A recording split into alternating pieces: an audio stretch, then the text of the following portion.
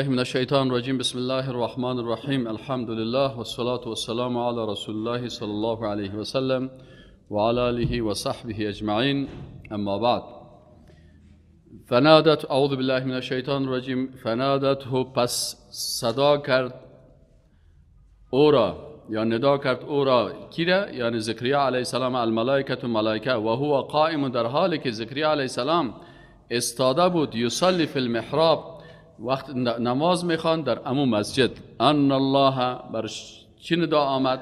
پیام الله آمد که ان الله یقینا که الله متعال یبشرک بشارت میدهد تو را به یحیی به فرزندی که نامش است یحیی مصدقا در حالی که تصدیق کننده هست به کلمت به کلماتی من الله از جانب الله یعنی الله متعال او را تصدیق میکنه و سیدا و سید و رهبر می باشه راهنمایی دینی میکنه اصل رهبر است که ما شما گفتیم که رهبر و دینی و سیاسی می باشه و حصورا و بسیار نگهداری نفس خود است از شهوت ها یعنی بسیار با تقوا می باشه پاک نگهدارنده نفس است از شهوت ها و نبیا و پیغمبر می باشه من الصالحین از جمله صالحان قال آل زکریا علیه السلام وقتی که صدای از اینا را میشنوه خوشحال میشه و میگه که ربی ای پروردگار ما انا یکونو چگونه می باشد لی بر ما غلام پسری و قد بلغنی الکبر در حالی که من بسیار پیر هستم و امرأتی عاقر و همسر ما هم نازا هست این همسر ما که جوان بود طفل به دنیا نمی آورد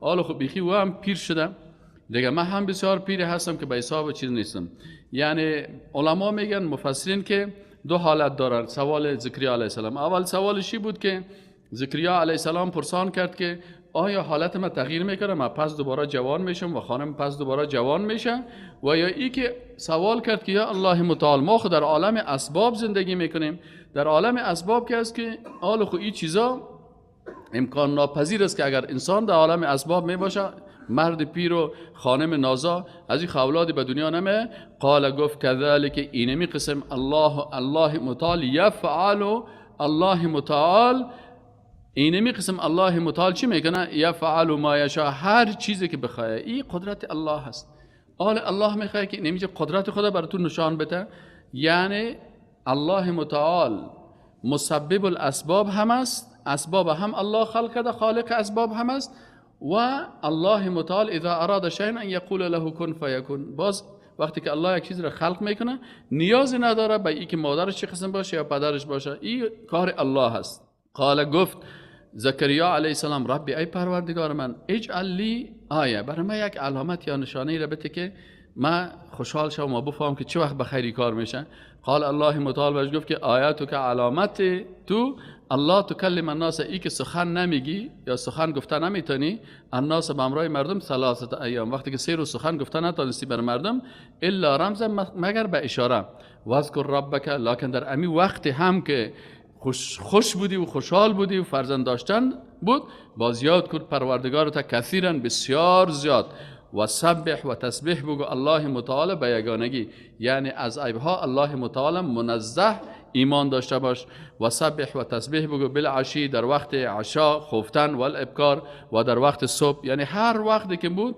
باید ذکر الله را بکنی اطاعت الله را بکنی در جمله ذاکرین باشیم از انگامی که قالت الملائکه آل نوبت برای بی مریم علیه السلام میرسه قالت الملائکه ملائکه آمدن برای مریم گفتن یا مریم ان الله یقین که الله متعال اصطفاکی برگزیده تو را و طهرکی و پاک گردانیده تو را و اصطفاکی علی نساء العالمین و تو را برگزیده نسبت به زنهای دیگر نسبت به زنها شخصیت تو بسیار عالی هست تو بسیار عالی مقام هستی تو ولی اولیاء الله هستی یا مریم ای مریم با وجود از که تو از جمله مقربین و شخصیت های بسیار عالی هستی لکن اقنوتی فرمان بردار و مطیع باش برای لربک به پروردگارت و سجودی و سجده کن برای الله و رکعی و رکوع بکو به الله مع الراکعین به همراه دیگه کسایی که رکوع میکنن الله متعال یک موضوع اعتقادی بسیار مهمه برای مسلمان ها بیان میکنه که این مسلمان ها فکرتان باشین که قصه های پیغمبرا و قصه های وحی قصه هایی که مربوط به الله میشه و به دوستای الله میشه خصوصا به پیغمبرای الله یا کلش مربوط به غیب میشن از خود قصه های دروغی و تهمت نکنین سر پیغمبرا، که تهمت سر پیغمبرا تهمت سر الله و رسولش است و تهمت سر پیغمبرا تهمت سر خود خالق متعال است. حالا ما و شما بسیاری کسایی که قرآن درست نمیفهمن، بعضی قصه های دروغی را یا به شکل اشعار یا به شکل قصه ها اینه چی میکنن؟ سر پیغمبرها تهمت میکنن. عالمین الله متعال میگه که ذالک، اینمی چیزهایی که برای شما این حادثات که گفته میشه درباره زکریا علیه السلام، درباره عیسی علیه السلام، درباره مادر عیسی علیه السلام، درباره مسائل وحی من انباء الغیب، این کلش امور غیبی هستند. ذالک، این همه از اینا من انباء الغیب، از جمله خبرهای غیبی هستند. نوحیه الیک، که ما این را وحی کردیم به سوی تو ای رسول الله صلی الله علیه و سلم. یعنی حتی پیغمبر این قصه ها را از دل خود نگفته، شما هم قصه ها در مورد پیغمبران ساختگی جور نکنین و با قصه های دروغی که موسی علیه السلام سر کوه رفت و موسی علیه السلام چم چوب شکن دید و چم سنگ تراش دید و باز رفت از سر کوه تو رو باز گفت که من پیغمبری تو را میگیرم برو سنگ تراش بساز. این قصه ها هم شخصیت پیغمبر را زشت معرفی میکنن. چرا پیغمبر بخیزه خانه یک کسی را که سنگ تراش سود چفه بکنه؟ یک پیغمبر اولوالعزم که الله که تزو گپ زدن. و باز وقتی که تو یک پیغمبر بزرگ است، باز تو الله بگه که من پیغمبری تو را میگیرم برو پس از او چیز بساز. این بعض قصه های دروغی هست. باز تو بگه که مثلا او انسان بود، بازی انسان امی سنگ تراش باز از انسان به لاهوت به خدا مبدل شد. این عقیده کفری هست، این شرک است، با الله شریک ساختن مخلوق است که ناسوت انسان میگه، لاهوت الله را میگه، که باز الاخره این ناسوتش لاهوت شد، این از انسانیت برآمد اله شد. اینی اعتقادات کفری و اینی مسائل نداشته باشین و در قصه پیغمبران باید به قرآن و سنت اعتماد بکنین. چرا؟ در بسیاری از کتاب ها، مثلا خصوصا اگر شما کتاب های منسوخ و کتاب های تحریف شده را ببینین، در شان پیغمبران بسیار بیادبی کردن و کافر شدن. به سبب بیادبی به پیغمبر بیادبی سبب کفر میشه، به وحی بیادبی سبب کفر میشه، به ملائکه بیادبی سبب کفر میشه، برای الله بیادبی سبب کفر میشه. لعنت الله سر از اینا که نازل شد علتش می بود. الله متعال میگه بر رسول الله صلی الله علیه و سلم که این کلش انباء الغیب بود، این کلش خبرهای غیبی هست که ما برای توی را بیان کردیم. و ما کنت لدیهم، و نبودی ای رسول الله صلی الله علیه و سلم تو در نزد از اینا، اذ یلقون اقلامهم، وقتی که اینا منداختن قلمهای خود را. اونجا چی کردن؟ قرعه کشی کردن همین بین زکریا علیه السلام و دیگه علمایی که در اونجا بودن. اونا میگفتن هر کس میخواست که بی مریم با کفالت خود بگیره. بالاخره با قناعت حاصل نشد، دلایل هر کس گفت خیلی بیاین قرعه کشی میکنیم. بازم قلمای خود در او انداختن. دیگر اینجا گفت که ای رسول الله صلی تو نبودی وقتی که اینا قلمای خود انداختن، ایهم، که کدام یک از اینا یک فلو کفالت بکنن مریم بی مریم علیه السلام، که کدام از اینا این کفالت و سرپرستی بکنن. و ما کنت لدیهم، و تو در نزدشان نبودین، اذ یختصمون، وقتی که اینا جنجال میکردن، خصومت درباره سرپرستی بی مریم میکردن. پس ای پیغمبر صلی الله علیه و خود از این قصه ها خبر نداشتی، موضوعات غیبی هست. امت تو هم باید این ادب مراعات بکنه در قصه های پیغمبرها. قصه های ساختگی و دروغ باید چی نسبت نتن بر از اونا. مثل که بسیاری از فیلم ها و سریال ها ساخته شده درباره پیغمبران، مثلا ازدواج زلیخا با یوسف هیچ ثابت نیست. این رفتن از این کتابای چی گرفتن؟ از اونم کتاب ها گرفتن. ما شما باید در قصه های پیغمبران باید از چی بگیریم؟ قصه های پیغمبران. یا مثلا در قرآن میگه که یعقوب علیه السلام بسیار صابر بود، صبر میکرد، هیچ وقت جزا و فضا نمیکرد. برعکس از اون در سریال ها که سعی کنی یعقوب علیه السلام بسیار انسان غیر صابر معرفی کرده. اینی کارا کلش کارای کفری و بیدینی و بی ایمانی هست که نباید انسان مسلمان در قصه های پیغمبران که مربوط به غیب میشه از خود قصه ها را داخل بکنه. بعض ناتاک است، اینا هم افراط و تفرید میکنن که گاهی شخصیت از اونا را افراطی است که بعضی اوقات پیغمبرها از مقام بندگی میکشن. این میگن که در سر عرش شته و پیغمبر ما مچم در عرش است و چطور است و عرش نور نداشت و بازی نور عرش شد و چطور شد، در حالی که عرش الله متعال از اول صاحب همه چیز بوده. بعضی افراط میکنن و بعضی کسای دیگه هستن که باز تفرید میکنن. از این خاطر الله متعال میگه که انباء غیب است، مربوط به غیب است، داری فقط اکتفا به چی بکنین؟ به آنچه که در قرآن و سنت هم احادیث صحیحه باشه. قصه بنی اسرائیل و از کتاب‌های دیگه که بیادبی ها بعضیا تفرید میکنن. عمل که شما من یک وقت طرفه من نوشته میکردم درباره مقایسه نبوت در ادیان ثلاثه. باور بکنین که اگر شما او کتاب ما را بخونین ببینین که این بنی اسرائیل سر پیغمبرها چی تهمت‌هایی را نکردن. متهم به زنا پیغمبر میکنن، متهم به گناه پیغمبر میکنن، متهم به شراب نوشی العیاذ بالله. حتی بسیار گپایی که ما با شما هم گفتن هم میتونیم گوره بخونی بیخی عجب میکنین که چی است، این چی بدبخت مردم هستند. پس از این خاطر در قسمت پیغمبرها انسان نباید به کتاب‌های منسوخ و به کتاب‌های تحریف شده اعتماد بکنه، بلکه عقیده صحیح و درستی که است در قرآن عظیم شان است و در احادیث صحیحه، نه در قصه ها، حتی احادیث ضعیف و احادیث موضوعی که علما گفتن که احادیث ساختگی است باید به او اعتماد نشه. اذ هنگامی که قالت الملائکه و ملائکه گفتن یا مریم و ای مریم ان الله یقینا که الله یبشرک بشارت میده تو را به کلمت منه، به یک کلمه از خود. یعنی کلمه الله چی بود که اذا اراد شیئا ان یقول له کن فیکون. پس این هم بنده الله هست که به امر الله خلق میشه. ای هست اسمه چی است؟ نام از المسیح و عیسی مسیح هست، عیسی ابن مریم، عیسی پسر مریم. وجیها که صاحب روی یعنی خوب رویدار می باشد، صاحب منزله و مرتبه می باشد فی دنیا در دنیا و الاخره و در آخرت. اینه در این آیت قرآن گفت که عیسی مسیح پسر مریم بود و این بنده الله بود، به امر الله ای خلق شد و بسیار انسان شخصیت خوب می باشه فی دنیا، هم در دنیا و هم در آخرت. و من المقربین، از مقربین الله هست به خاطر از اینکه این پیغمبر میشه. و یکلم الناس، دیگه بازی معجزه داره. معجزه دو چیزا سوره باید شما بفهمین، یکی ارهاس است و یکی معجزه هست. ارهاسات رسول الله صلی چی بود؟ معجزات رسول الله صلی چی بود؟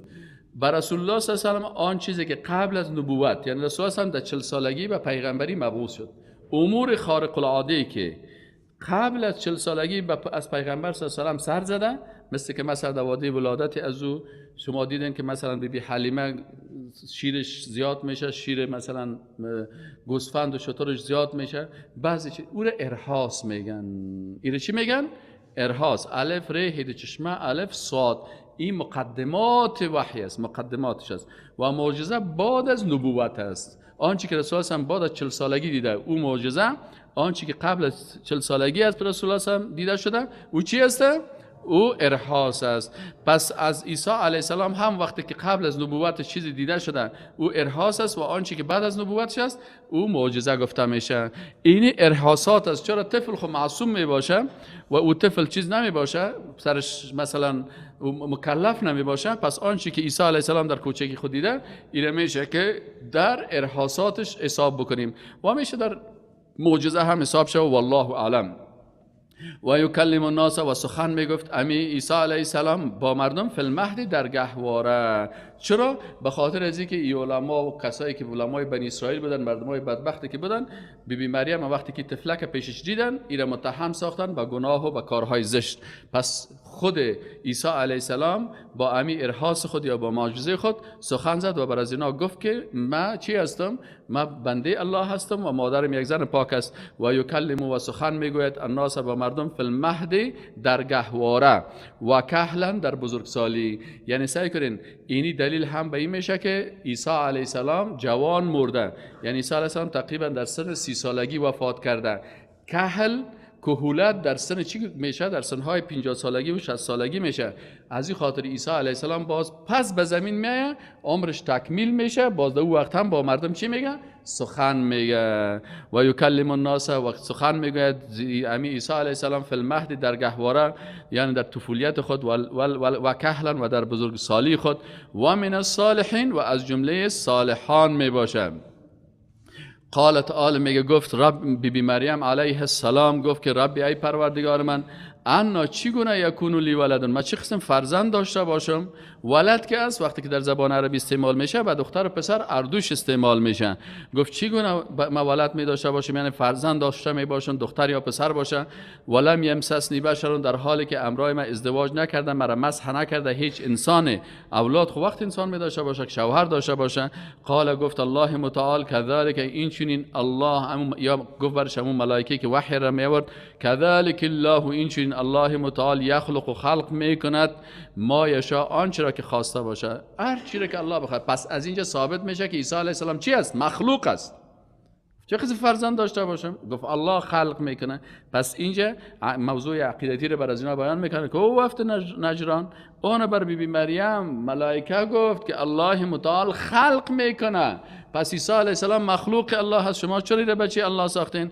یخلق ما یشاء، وقتی که هر چیزی که بخواد خلق میکنه اذا و انگامی که قضا فیصله کنه امرن کدام کاری را فانما پس یقینا که یقول میگه له بر از اونمو کار کن شو فیکون پس می شود. عیسی علیه السلام هم مخلوق الله هست. الله گفت که بی مادر بی پدر تولد شو و یعلمه الکتاب و الله متعال او را تعلیم داد، تعلیم میدهد او را الله متعال الکتاب کتاب را و الحکمت و سنت هایش را و تورات و انجیل کل از این برش الله متعال میآموزانه و رسولا و ای پیغمبر می باشه الی بنی اسرائیل. یعنی آل بسیاری کسایی که یک روز یک کسی بوده که او ادعا میکرد که عیسی علیه السلام ما پیروی میکرد. مال بسیاری اروپایا و امریکایا با چی میگن؟ میگه عیسی علیه السلام کس اگر پیغمبر هم بود برای ما بود. برش همین دروغ میگن.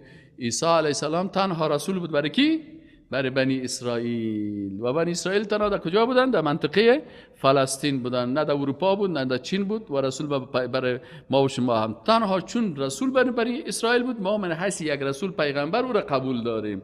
و رسولا و پیغمبر می باشه الی بنی اسرائیل به بنی اسرائیل انی باز میگه که قد جئتکم یقینا که آوردم برای شما به آیت معجزه من ربکم از جانب پروردگار. معجزات عیسی علیه السلام میگن که موسی علیه السلام که پیغمبر الله بود چی معجزات داشت؟ گفت که انی ما اخلق و خلق یا پیدا میکنم لکم برای شما من الطین از گل که هیئت طیر مجور میکنم. اینجا خلق میکنم منظورش چی است؟ یعنی مجور میکنم از گل. عیسی علیه السلام از گل چی جور میکرد؟ یک پرنده را که هیئت طیر به شکل یک پرنده فانفخ پس نفخ میکنم یا پف میکنم فیکون باز میشه طیرا پرنده میشه لکن به قدرت منی به اذن الله میشه. چرا این معجزه را الله بر ما داده؟ پس این پرنده زنده میشه به اجازه الله. همینجا هم عیسی علیه السلام توحید بیان میکنه که اگر همین معجزه هست این زنده شدن از این روح دیده میدن از جانب الله هست منتها با دان ما میشه به اجازه الله میشه که الله این معجزه را بر ما داده. اگر این بر من نمیداد من نمیتونستم. دیگه معجزه عیسی علیه السلام چی بود؟ و ابره الاکمه و ما شفا میتم. چرا در عصر عیسی علیه السلام زیاد طب پیشرفت کرده بود، دکترها متخصصین طب بسیار پیشرفت کرده بودن لکن اینمی کارا را کردن نمیتونستن. چی کردن نمیتونستن؟ مرده را زنده کردن نمیتونستن، یا روح در کس مانده نمیتونستن، یا مثلا شفا دادن نمیتونستن. نابینایی که از مادر نابینا تولد میشد او رو شفا دادن نمیتونستن، تداوی کردن نمیتونستن. یا مثلا ابرص یک مرض پیس است که در روی لکه ها می باشه این را جور کردن نمیتونستن، یعنی معالجه کردن نمیتونستن. شفا الله میده، اینا معالجه کردن نمیتونستن. پس این معجزات کی بود؟ معجزات طبی عیسی علیه السلام بود. لکن هر معجزه را که عیسی علیه السلام بیان میکنه در پالیازی وحدانیت الله را بیان میکنه که این کلش از جانب الله هست. اگر من نفخ میکنم در پرنده هم به اذن الله هست. و ابره و ما براءت میتم معالجه میکنم الاکمه نابینای مادرزاد را و الابرص و پیس مادرزاد را و احیی الموتا و زنده میکنم مرده ها را. چه قسم؟ به اذن الله، به اجازه الله. پس وقتی که الله برازی این معجزه را میته باز الله متعال صاحب قدرت است و کس از او سوال کرده نمیتونه این معجزه. و انبکم و خبر میتم شما را بما با آنچه که تاکلون میخورین و ما تدخرون و آنچه را ذخیره میکنین فی بیوتکم در خانه هایتان ان فی ذلک یقینا که دمی کارها که است لآیت نشانه است از قدرت الله لکم برای شما معجزه هست ان کنتم اگر شما مؤمنین مؤمنا هستین. و مصدقا و در حالی که تصدیق کننده هستم. عیسی علیه السلام میگه من نامدیم که بیخی از نو کل چیز بیارم بلکه تصدیق میکنم توحیدی که در تورات هست و مصدقا و تصدیق کننده هستم لما بین یدی با آن چیزی که در مقابل دستایم است من التورات از کتاب تورات ولی احل و تا حلال بیان بکنم حکم حلال بودن لکم برای شما بعد الذی حرم بعضی چیزایی که قبلا حرام شده بود. یعنی در شریعت موسی علیه السلام بعضی چیزا حرام بود، در شریعت عیسی علیه السلام چی شد؟ حلال کرده شد. حرم علیکم بالای شما حرام کرده شده بود و جئتکم آمدم بر شما به آیت من ربکم با معجزه از جانب ربتان. آل رسول الله صلی تمامی دلایل برای وفد نجران میگفت که ببینین که عیسی علیه السلام پیغمبر الله بود، معجزه داشت، مخلوق بود و رسول الله بود و این معجزات داشت، شما چرا اینمی را قبول نمیکنین؟ فاتقوا الله، پس بترسین و اطیعونی و اطاعت از ما بکنین. ان الله، یقینا که الله ربی رب ما هست و ربکم و رب شما است، فاعبدوه، او را عبادت کنید. هذا صراط مستقیم، اینمی راه راست است. حالا میگه که حتی در زمان عیسی علیه السلام بعضی از بنی اسرائیل اینایی که کافر شدن چی کردن؟ احساس کرد عیسی علیه السلام، دید که اینا بدبخت مردم هستن، بسیاریشان قبول نمیکنن.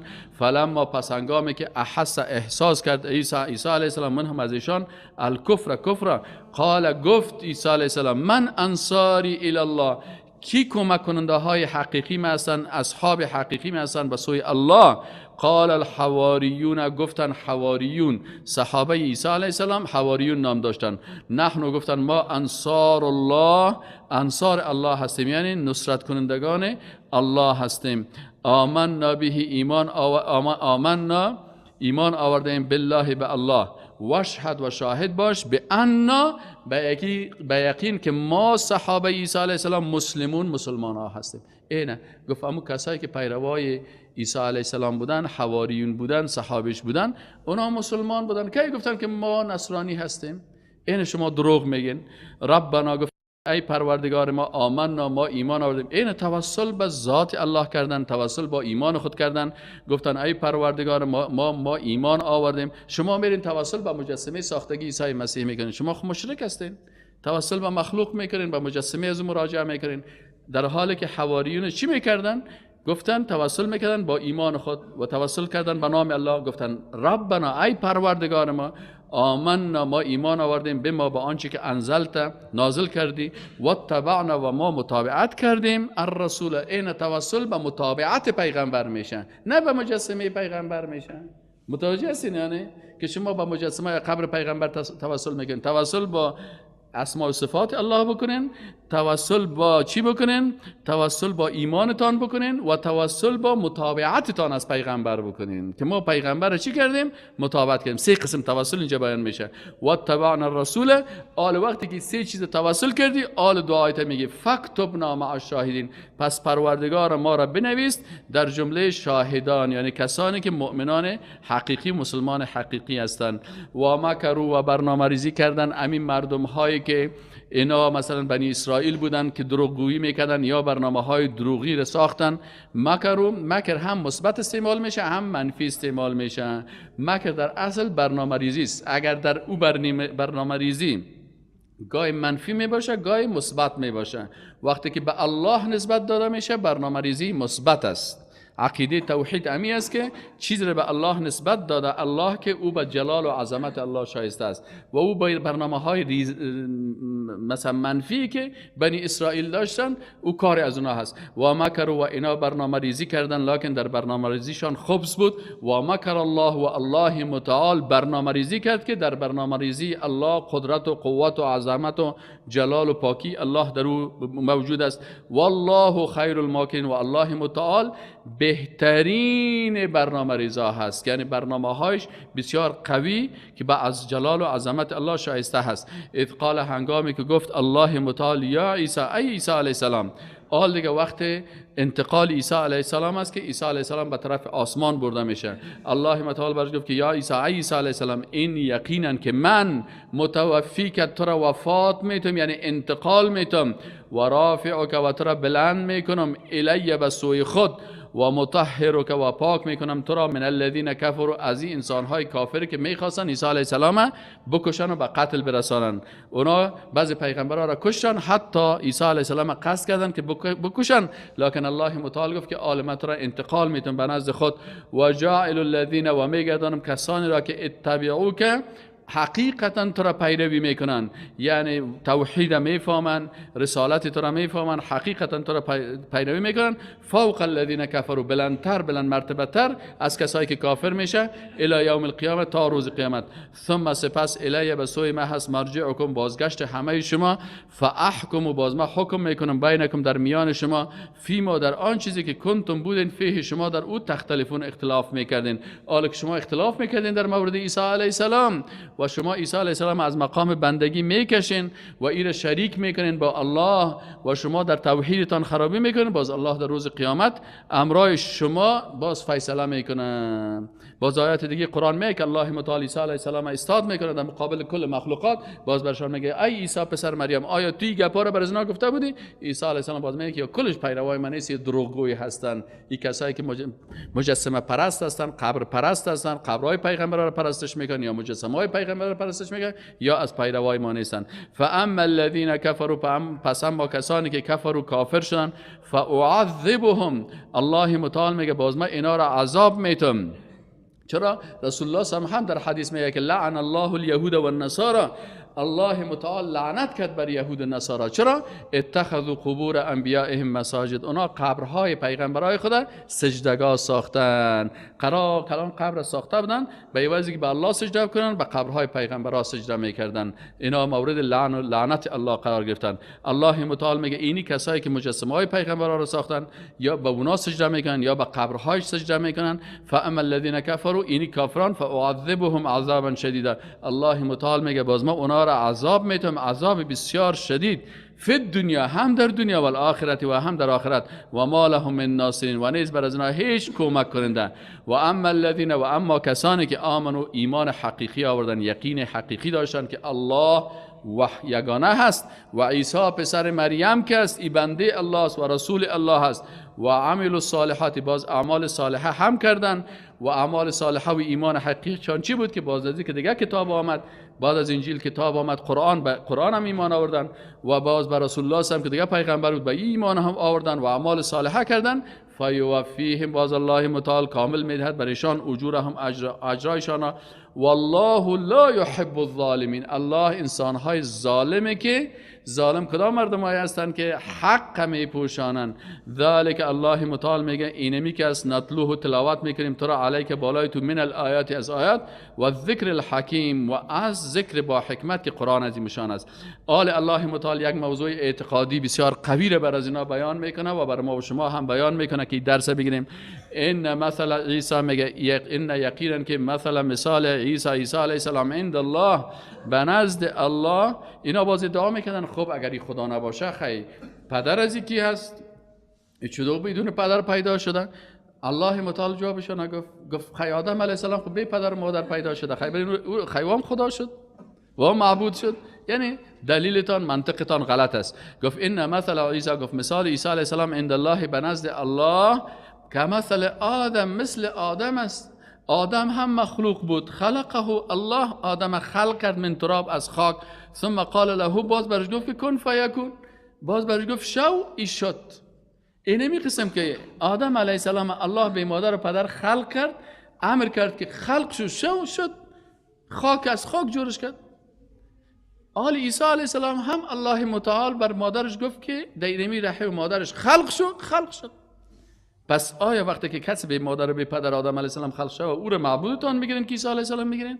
اینه یا کلشان دانایشان وازمان. گفت الحق، توحید حقیقی که هست، من ربک، از جانب پروردگارت است. فلا تکن، پس ما باش، من الممترین، از جمله شک کنندگان. فمن حاجه، که پس اگر هر کسی دلیل بگوید باز زمین دلایلی که از وحدانیت و وحدانیت الله و رسالت انبیا برشان بیان کردی، پس هر کسی که باز دلیل بگوید و باز قیل و مقال بکنه، فیه من بعد ما، بعد از اینکه جاءک من العلم، آمد بر تو علم، فقل، پس بگو برشان ای رسول الله صلی الله علیه و آله، تعالوا، خیلی بیاین یک کار دیگه میکنیم. تعالوا، بیاین ای وفد نجران، کل ما و شما، ندعو ابناءنا، شما دعوت میکنیم پسران خود را و شما هم دعوت بکنین و ابناءکم، و پسرانتان را و اولادایتان را، و نساءنا، و ما هم خانم های خود دعوت میکنیم، و نساءکم، شما هم خانم ها و دخترها و همسرایتان دعوت بکنین، و انفسنا، و ما خود ما، و انفسکم، و شما کلتان. ثم نبتهل، باز بعد از کل ما و شما مباهله میکنیم. مباهله چی میگه؟ که به عذر زاری برای الله دعا میکنی که یا الله هر کسی که دروغگوی است در لعنت تو گرفتار شود، بگیری نمی کارا بکنیم. نبتهل، باز مباهله میکنیم، به عذر زاری دعا میکنیم. فنجعل، پس میگردانیم لعنت الله علی الکافرین، لعنت الله را بر کافران. این بازی مردمایی که بیدین هستند که ظاهر در زبانشان یک چیز، در قلبشان دیگه چیز است، باز یک دفعه فرار میکنن از پیششان. ان هذا، یقینا که اینمی سخنانی که بر شما گفت، لهو القصص، به یقین که حادثات واقعی است. قصص نگفته که قصه ها باشه، قصص گفته شده یعنی حادثات حق از حادثات است که مطابق توحید است. و ما من اله، و نیست هیچ معبودی الا الله، هیچ معبودی که ذاتش عبادت شود و شریعتش تطبیق شود الا الله، بغیر از الله. و ان الله، و یقینا که الله متعال، له العزیز، یقینا که هو است العزیز و غالب در ذات خود، الحکیم و بسیار با حکمت است در افعال خود. فان تولوا، پس اگر اینا باز روز گشتاندن، فان الله، ای رسول الله جگر خون نباش، یقینا که الله علیم، بسیار عالم است بالمفسدین، این انسانهای مفسدن میشناسه. قل بگوی رسول الله صلی الله علیه و یا اهل الکتاب، ای اهل کتاب، تعالوا بیاین، حق براتان بیان شد، تعالوا بیاین الی کلمت، به مو کلمه و سخن سواء که مساوی است، بیننا، در بین ما، و بینکم، و در بین شما. او کلمه چی هست؟ الله نعبد، ای که عبادت نکنیم الا الله، بغیر از الله. بیاین که امترست الله نعبد. قل يا أهل الكتاب تعالوا إلى كلمة سواء بيننا وبينكم الله نعبد إلا الله، که عبادت نکنیم بغیر از کی؟ بغیر از الله. یعنی شما فهمیدین که عیسی مخلوق است، آدم علیه السلام مخلوق است، پیغمبران مخلوق هستند، بیبی مریم مخلوق بود، شخصیت های خوب بودن. عبادت برای کی باید بکنیم؟ قل یا اهل الکتاب، بگو یا اهل الکتاب تعالوا بین الی کلمت، به کلمه که سواء مساوی هست، بیننا و بیننا، در بین ما و بینکم و بین شما، الله نعبد، این که عبادت نکنیم الا الله، بغیر از الله، ولا نشرک به شیئا، و هیچ کس به الله شریک نسازیم، نه عیسی را شریک بسازیم، نه ما که پیغمبر است مرا شریک بسازیم، نه بیبی مریم شریک بسازیم، نه آدم علیه السلام، هیچ کسی را، هیچ چیز را به الله شریک نسازیم، نه بت‌ها و نه قبرها را برای الله شریک بسازیم. ولا یتخذ، و نگیره بعضنا بعض ما بعضا، بعضی دیگری را من دون الله، بغیر از الله، این دوست نگیرین بغیر از الله، دیگرها را معبود خود نگیرین. فان تولوا، باز بر رسول الله سمیه اگر باز هم اینا رو گشتن، فقولوا، برشان بگوین که اشهد، و شاهد باشین، به انا مسلمون، به ای که ما مسلمان ها هستیم، تسلیم الله هستیم. یا اهل الکتاب، ای اهل کتاب، لما تحاجون، چرا حجت و دلیل میگین؟ یا یک گپ دیگر را پیش کردن، گفتن ما خود صاحب پیروان عیسی علیه السلام هستیم، نصرانی ها که هستن، ما پیروان ابراهیم علیه السلام هستیم، پیروان ابراهیم علیه السلام هستیم. الله متعال بر رسول الله صلی الله علیه و وحی را نازل کرد، گفت ایشان هم جواب بده برشان، بگو که یا اهل الکتاب، ای اهل الکتاب، لما تحاجون، چرا شما دلیل دروغی میگین، فی ابراهیم، در مورد ابراهیم علیه السلام. ابراهیم علیه السلام وقتی که بود، نه تورات نازل شده بود، نه انجیل، نه یهودیت بود، نه نصرانیت. از کجا شد که شما ابراهیم علیه السلام دروغ سرش تهمت میگین؟ لما تحاجون، چرا دلیل بیجا بیان میکنن، فی ابراهیم، در مورد ابراهیم علیه السلام که او یهودی بود یا نصرانی بود. و ما انزلت التورات، و نازل نشده بود تورات، و الانجیل، و انجیل، الا، یعنی تورات انجیل نازل نشدم الا من بعد از ابراهیم علیه السلام. یا اولاد ابراهیم علیه السلام هستن دیگه. ابراهیم علیه السلام چطور شما یهودی یا نصرانی میگین؟ افلا تعقلون، چرا از عقلتان کار نمیگیرین؟ تاریخ بخونین، کتابایتان بخونین، ببینید که ابراهیم علیه السلام پدر پیغمبرها هستن. ها انتم آگاه باشید که شما ها اولای مردمایی هستین که حاججتون مخاصمه و حجت بیان کردین، فی ما لکم بهن، و آنچه که دو علم دارین. فلما، پس چرا تحاجون، حال دلیل میگین، فی ما لیس لکم به علم، در چیزی که شما علم ندارین، در اون چیزی که علم ندارین باز دلیل از دل خود نگوین، به شرمن خجالت بکشین، این کار درست نیست.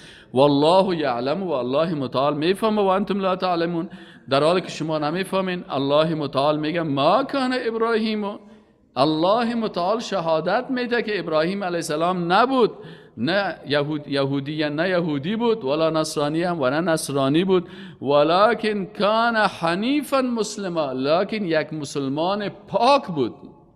مسلمان پاک بود. و ما کان من المشرکین، مشرک هم نبود که او بره عیسی پرست باشه و مجسمه پرست باشه و قبر عیسی را پرستش بکنه یا قبر موسی را پرستش کنه. این قسم هم نبود، از جمله مشرکین نبود. این تهمت سر پیغمبری از پیغمبرای الله نکنید. ان اول الناس، یقینا کسانی که نزدیکتر هستن، نزدیکترین انسان ها، یعنی کسی که اولویت دارن به ابراهیم و به ابراهیم علیه السلام، کدام مردم هستن؟ للذین، کسانی هستن اتبعوکم، متابعت از ابراهیم علیه السلام میکنن، و هذا النبی، و این پیغمبری که هست از این متابعت میکنن، والذین آمنوا، والذین، کسانی که ایمان دارن، والله، و الله کس، ولی المؤمنین، الله دوست مؤمنان است. حالا برای ما و شما درس میده، چی میگه؟ میگه ودت، آرزو میکنن، طائفتون، گروهی از من اهل الکتاب، از اهل کتاب، لو یضلونکم، که اگر بتانن شما را گمراه بسازن، و ما یضلون، و اینا گمراه ساخته نمیتونن، الا انفسهم، مگر نفسای خود را، و ما یشعرون، یا حتی هم شعور ندارن بیچاره ها که حق بفهمن. یا اهل الکتاب، بازم برشان خیر است، دعوت بده، بگو برشان، بگو یا اهل الکتاب، ای اهل کتاب، لما تکفرون بآیات الله، لما تکفرون، چرا کافر میشین، بآیات الله، با آیات الله، و انتم تشهدون، در حالی که شما شاهد هستین و میفهمین و در کتابایتان این حقیقت ها موجود است. یا اهل الکتاب، ای اهل الکتاب، لما، چرا تلبسون الحق بالباطل، چرا گت میکنین، خلط میکنین، مکس میکنین الحق، حق را، بالباطل، به باطل و نادرست، و تکتمون، و میپوشانین الحق، توحید را، یگانگی الله که توحید است، چرا این را میپوشانین؟ و انتم تعلمون، در حالی که شما میفهمین. و قالت طائفه من اهل الکتاب، و گفتن یک طایفه از اهل کتاب، چی گفتن؟ گفتن بیاین حالا یک چلبازی بکنیم به خاطر که مسلمان ها را متزلزل بسازیم یا را از دینشان دور بسازیم، بیاین یک چل دیگه میکنیم. بین خود شیشتن گفت والا مسلمان ها بسیار قوی هستن، صحابه بسیار قوی هستن، مسلمان ها را کس تغییر دادن نمیتونن، کل عیبای ما معلوم شد، موحد هستن، رسول الله صلی الله علیه و آله تعقیدی توحید در قلبای از اینا شیشته که حال بدید. میگه بیاین یک چال میکنیم. چی چال میکنیم؟ شبهات ایجاد میکنیم. ما شما گفتیم دی سوره شبهات میارن پیش میکنن، شبهه ایجاد کردن در مورد عیسی علیه السلام، الله برشان جواب داد. شبهه ایجاد کردن در مورد بیبی مریم، الله برشان جواب داد. شبهه ایجاد کردن در شخصیت ابراهیم علیه السلام، الله برشان دیدنش شبهات. چند قسم شبهات جواب داد؟ شبهه در مورد عیسی علیه السلام جواب داد، شبهه در مورد ابراهیم علیه السلام جواب داد، شبهه در مورد زکریا علیه السلام کردن او را هم جواب داد، شبهه در مورد مثلا کتاب تورات آوردن ایرم جواب داد، درباره انجیل برشان جواب داد، کل شبهات برشان جواب داد. آل آمدن گفتن بیاین یک شبهه دیگه ایجاد بکنیم. چه قسم شبهه ایجاد نه؟ گفت بیاین ما و شما تو میگیم صبحکی میریم مسلمان میشیم، میگن این ما مسلمان شد. این کل مردم خوشحال میشه که اهل میای بغل کشی میکنن که این فلانی مسلمان شد، الا جورج مسلمان شد، الا جورج بوش مسلمان شد، الا میخائیل مسلمان شد، فلانی مسلمان شد. بعضی که یا آمدن که خوب کرد ما بغل کشی کردن گفتن مسلمان شدن، دیگرکی باز میخوین برشون میگن وی والا ما خود مسلمان شدیم، اسلام خوبش نبود، ما پس چی کردیم؟ از اسلام برآمدیم. اینجا گفتن وقال طائفتون آل الله متعال، فورا به رسول الله صلی الله علیه و وحی آمد و از این مکرشان و از این شبهشان رسول الله صلی الله علیه و چی کرد؟ خبر کرد که تا کی آمدن که ما مسلمان میشیم. رسول الله صلی الله علیه و پیش از اینکه داخل شوند رسول الله صلی الله علیه و گفت که وقال طائفه من اهل الكتاب، و گفت یک طایفه از اهل الكتاب آمنو، ایمان بیاورین، بالذی، به آن چیزی که انزل نازل شده، علی الذین آمنو، بالای مؤمنان، وجه النهار، در آغاز روز، وکفروا، و کافر شوین، آخره، در آخر روز، لعلهم یرجعون، شاید که صحابه هم از دین اسلام رجوع بکنن، در شک بفتن. این کار نکنین. باز از الله متعال حکم چیز روان کرد؟ حکم مرتد. باز الله متعال برای حکم مرتد بیان کرد که دنبای از اینا دستایشان قطع شد. گفت هر کسی که صبح مسلمان شد و دیگر گفت من کافر میشم، چپیش کنین اون موج قاضی ها را سرش بیارین، حکم مرتد گردنش برش بزنین که دیگه این قسمی کارا را نکنه که صبح مسلمان شد و دیگر از اسلام برای سر دین اسلام رشخندی میکنین. ولا تؤمنوا الا، و ایمان نبیارین الا برای کسی لمن تبع دینکم. گفت شما تنها به کسایی ایمان بیارین که به دین شماست، به شرکیات شماست، به بدعت‌های شماست، به کفریات شما هست. قل ان الهدى برشان بگو که ان الهدى یقینا هدایت که از هدى الله هدایت از الله است.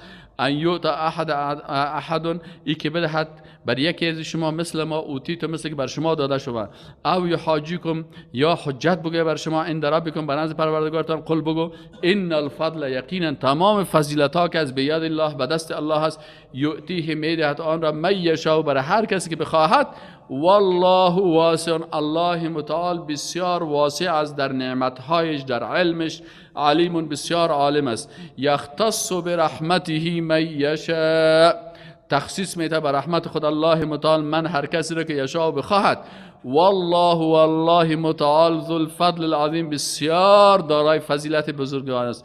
الله متعال عادات از اینا را بیان میکنه. در امور اقتصادی چی مشکلات دارن، در امور زندگی چی مشکلات دارد.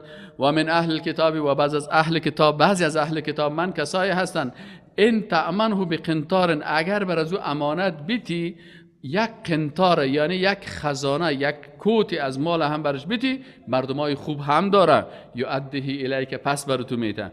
و منهم و بازی نخور بعضی دیگه هم در بین از اینا هست من کسایی هستن که این تأمنه به دینار که یک دینار هم برش امانت بیتی، لا یؤدیه الیک بازو رو به تو ادا نمیکنه. یعنی کلشان خوب مردم هم نیستن کلشان هم بد هم نیستن، الا ما دمت علیه قائما مگر ای که در بالا سرش استاد باشی، ما دمت تا زمانی که قائما بالا سرش استاد باشی.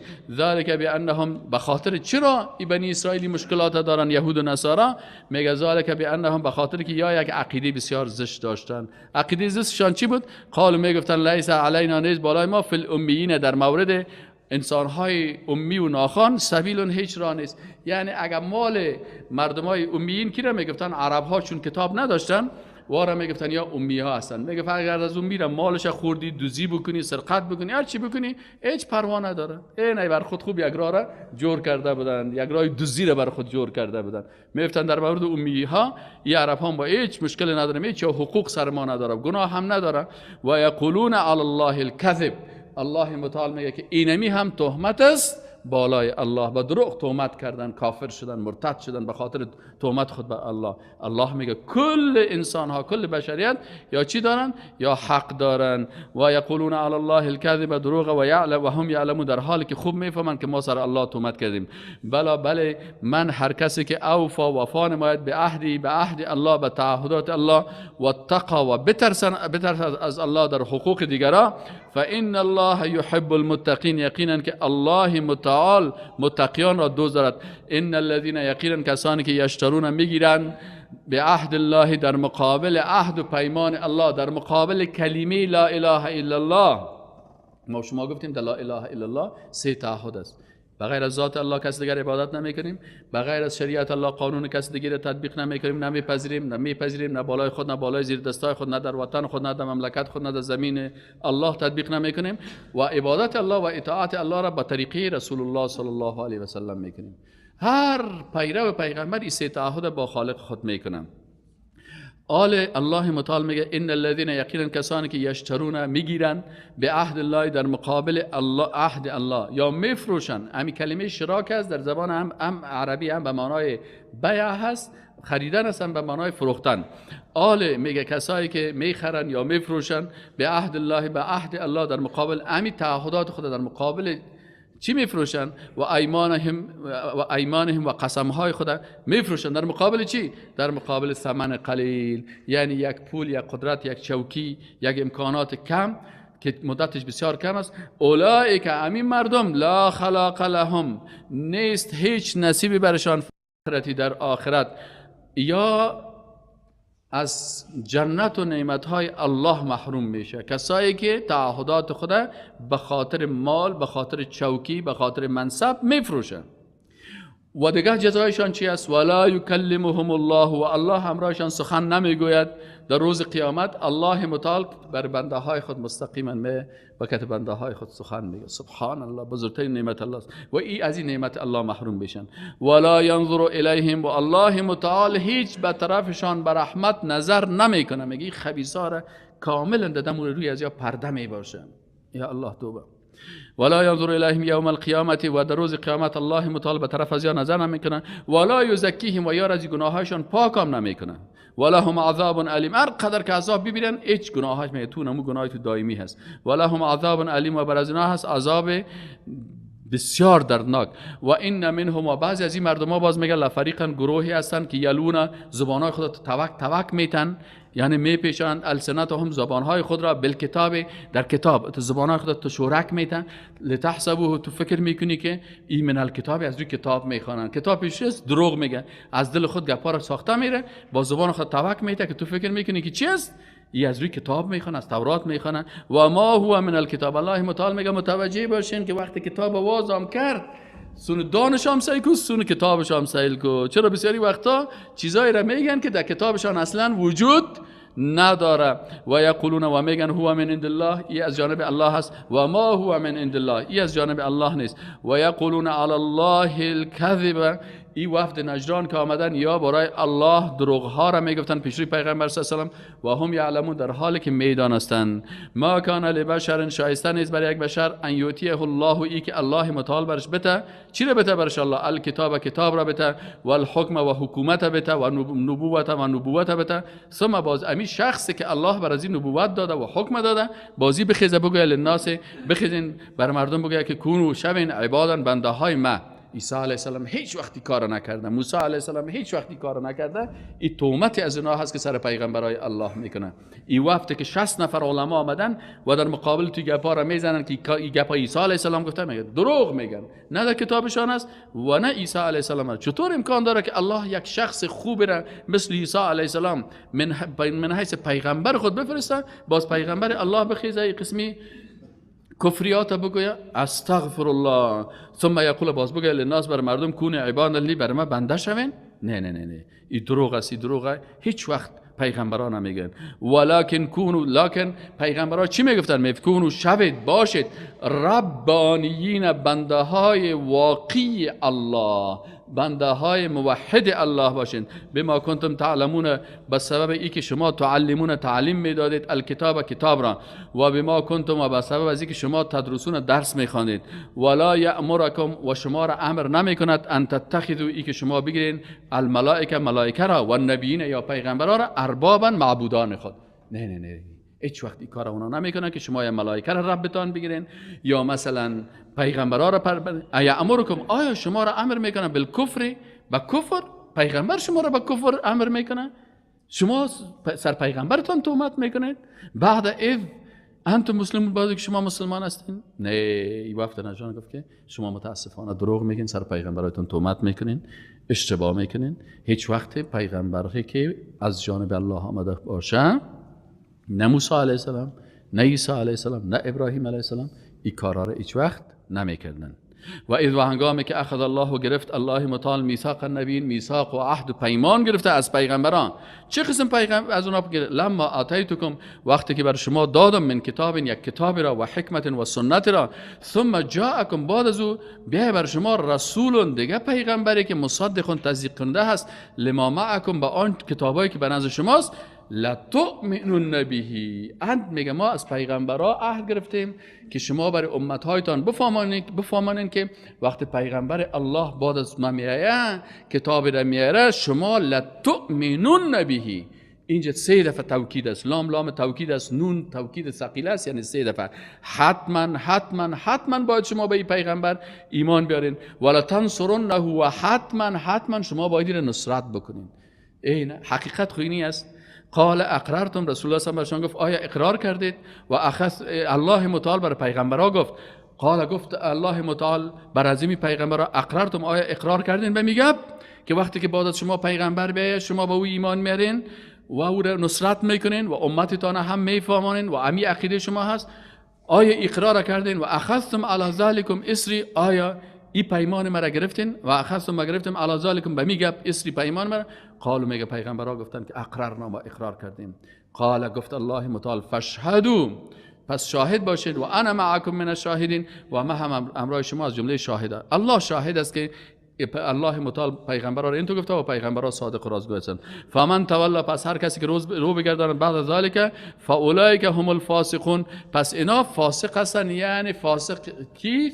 الخارج عن طاعت الله، اینا خارج هستند از طاعت الله. افغیر دین الله یبغون، برشان گفت آیا بغیر از دین الله میطلبند؟ وله و برای الله اسلم، تسلیم شدن، مسلمان شدن. من تمام مخلوقاتی که انس و جن و ملائکه و تمام مخلوقاتی که در آسمان ها هستند و الارض و در زمین هستند، طوعا به اراده و اختیار خود و کرها و بدون اختیار خود، آنچه که در آسمان ها هست کلش تسلیم الله هست. و الیه یرجعون، و به سوی الله رجوع میگیم. قل بگو برشان ای رسول الله صلی الله علیه و سلم، قل بگو ای رسول الله صلی الله علیه و سلم، آمنا، ما ایمان آوردیم، بالله، به الله، و ما انزل، و با آنچه که نازل شده علینا برای ما، و ما انزل، و آنچه که نازل شده علی ابراهیم و اسماعیل، به ابراهیم علیه السلام و اسماعیل علیه السلام و اسحاق علیه السلام و یعقوب علیه السلام و الاسباط، و به اولاد یعقوب علیه السلام، و ما اوتیه، و آنچه که داده شده از کتابا، بر کی؟ به این ما ایمان داریم که بر موسی علیه السلام کتاب داده شده و به عیسی علیه السلام و به دیگه پیغمبرایی که برشان کتابها و صحائف داده شده است من ربهم، از جانب پروردگارشان. لا نفرق، فرق نمی کنیم، بین احد منهم، در بین یکی از ایشان. و نحن له مسلمون، و ما برای الله تسلیم هستیم، مسلمان ها هستیم. و الله متعال آل حکم خدا بیان میکنه که و من یبتغی غیر الاسلام دینا فلن یقبل من، و من و هر کسی که یبتغی بخواهد غیر الاسلام، بغیر از اسلام، دین را، فلن یقبل، پس هرگز قبول نمیشود، منه از وی، اینمی دینش بغیر اسلام، نه یهودیت قبول میکنه، نه نصرانیت قبول میکنه، نه کدام دین دیگه. و هو فی الاخرة، و الله متعال میگه ای در آخرت از جمله چی است؟ من الخاسرین، از جمله خسارت کننده ها هستند. کیف، چگونه؟ یهدی الله، هدایت میکند الله. چه قسم هدایت بکند الله؟ قومی را که کفر و کافر شدن بعد ایمانهم، بعد از ایمانشان، و شهید و شهادت دادن که ان الرسول حق، که پیغمبر حق است، و جاءهم البینات، و برشان دلایل روشن هم آمد. ای کل چیز فهمیدن. باز والله لا یهدی القوم الظالمین، الله متعال هدایت نمیکنه قوم ظالمان را. اولئک، همین مردم، جزاؤهم، جزایشان چی است؟ ان علیهم، یقینا که بالایشان می لعنت الله، لعنت الله، والملائکه، و لعنت ملائکه، و الناس، و لعنت مردم، اجمعین، تمامی. وقتی که کل الله بر از اینا بگه که ملعون هستین، از رحمت من محروم هستین، ملائکه بگه که لعنت بر شما، از رحمت الله ناامید باشین، و دیگه تمام مردم بگه اینا را خالدین فیها، همیشه می باشند در همی آتش دوزخ. لا یخفف عنهم العذاب، الله متعال میگه لا یخفف، تخفیف نمیشه، کم نمیشه، عنهم، از ایشان، العذاب، عذاب، ولا هم ینظرون، و نه هم بر از اینا فرصت داده میشه.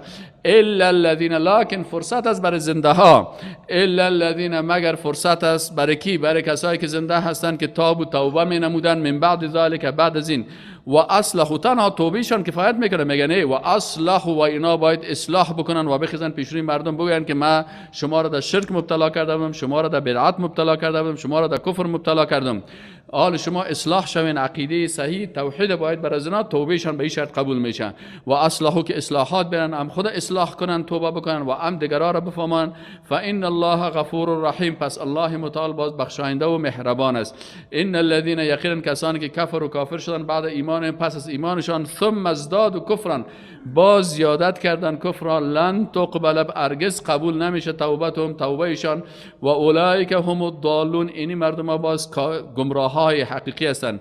ان الذين، یقینا کسانی که کفر و کفر شدن و ماتوا، و وفات کردن، و هم کفار، در حالی که کافر باشن، وقتی که در حالت کفر بمیرن، فلن یقبل، پس الله متعال میگه هرگز قبول نمی شود، من احدهم، از یک از ایشان، ملء الارض ذهبا، به اندازه پری زمین اگر طلا بتن، ولو افتدا به، اگر فدیه بتن، اولئک لهم، الله قبول نمیکنه، بلکه بر از اینا هست عذاب علیم، عذاب دردناک. و ما لهم من ناصرین، و بر از اینا هیچ نصرت کننده نیست. سبحانك اللهم وبحمدك، أشهد أن لا إله إلا